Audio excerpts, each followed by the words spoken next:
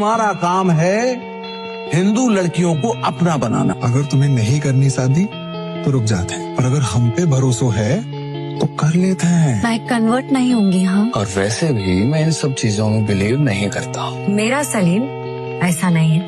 ये तो धोखा है। बढ़ाऊं मैं तारी रील? एक पल के लाते भी तुमने हमसे प्यार करो कि नहीं करो? नई जिंदगी मिल गई मुझे, जीना सीख ले। अमन की लड़की के 12 लाख मिलता है। मुझे लड़की इसको जो खर्च कर रहा है उसका तुम्हें हाथ नहीं का वसूली कर वो।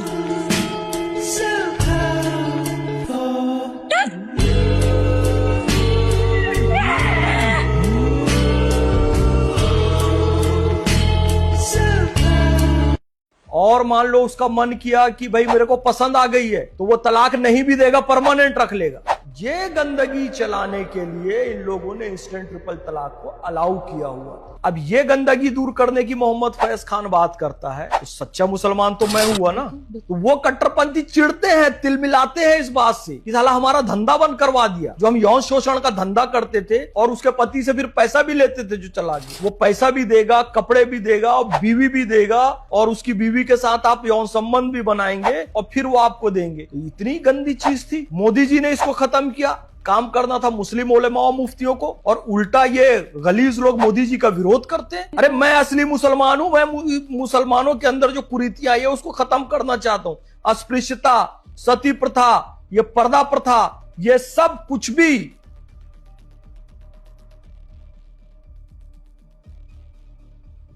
ईरान में बुर्का उतार करके महिलाएं डांस कर रही हैं। अब बताइए उधर ईरान मुसलमान कंट्री है, इस्लामिक देश है, क्या हुआ? मुस्लिम में हलाला कैसे होता है और क्या होता है, इस मुसलमान लड़की ने बताई उसकी पूरी सच्चाई। हलाला यही होता है, जिस मर्द से शादी हुआ अगर उसको छोड़ के तलाक देके फिर से अपनाना चाहे तो दूसरे के साथ संबंध बनाना पड़ता है, तब उससे शादी हो सकता है, नहीं तो नहीं हो सकता। दूसरे के साथ सोना पड़ता है जी। किसके साथ सोना पड़ता है? अगल बगल कोई के साथ, जैसे मौलाना भाई कुछ भी लगे उसके साथ सोना पड़ता है, संबंध बनाना पड़ता है, तब उससे शादी हो सकता है, नहीं तो नहीं हो सकता। आपकी उम्र कितनी है? 12 साल। 12 साल की उम्र है तो आपके पिताजी जो है वो आपको बेटी जैसा मानते थे या शुरू से उनकी गंदी नजर?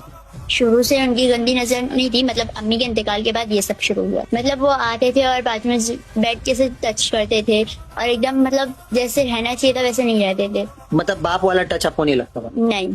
अच्छा, एक गंदी नजर से टच है। हाँ। तो ये उमर शेख जो आपके पिता है, उनके अलावा आपने जमालुद्दीन शेख का भी जिक्र किया, ये कौन है? हाँ, वो चाचा है और वो मुझे घर पे आके ऐसे धमकाते थे कि मैं तेरा मतलब वो तेरा बाप है, जो करेगा ना वो सही कर। लव जिहाद बेचारा हिंदू लड़का कर ही नहीं पाता है, तो लव जिहाद से बेटियों को बचाना है तो भाई सुअर का दांत का लॉकेट पहनाना है। दूसरा, अपने अपने घर के सामने सुअर पालना स्टार्ट करो। और अभी हाल ही में ही वहाँ पे कुछ हिंदू घरों में सुअर उन्होंने पाला था, लेकिन कल जब वहाँ कवरेज करने गए तो उन सुअरों को मार दिया गया है रात को। और जिन लोगों ने पाला था उनका ये इल्जाम है कि कुछ मुसलमान द्वारा ही ये करा गया है और सुअरों को जहर दे के मार दिया गया है। हाँ, कर सकते हैं वो, क्योंकि जिस घर को वो टारगेट करते हैं, जिन लोगों को वो टारगेट करते हैं, जब तक उस घर के बाहर में सुअर रहेगा तब तक उस घर में वो एंट्री नहीं डालेंगे, बिल्कुल एंट्री नहीं डालेंगे। ठीक है, वो मार रहा है, आप कैसे भी करके दोबारा लेकर आइए, पुलिस में रिपोर्ट कराइए, एनिमल राइट्स को बताइए, जो एनिमल राइट वाले ऑफिसर हैं उनको बताइए। अब्बू, अब तो हलाला हो चुका, आप रेहाना को तलाक दे दीजिए ताकि हम उससे निकाह कर सकें। मैंने बहुत कोशिश की, लेकिन शरई तौर पर मैं हलाला नहीं कर पाया। अभी बदत है भाई, अभी बदत है। ये क्या है?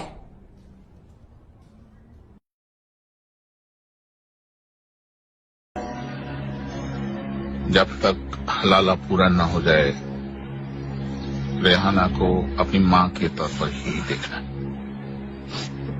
वरना शरई तौर पर यह गुनाह हो जाएगा। अल्लाह तुम्हें कभी माफ नहीं करेगा।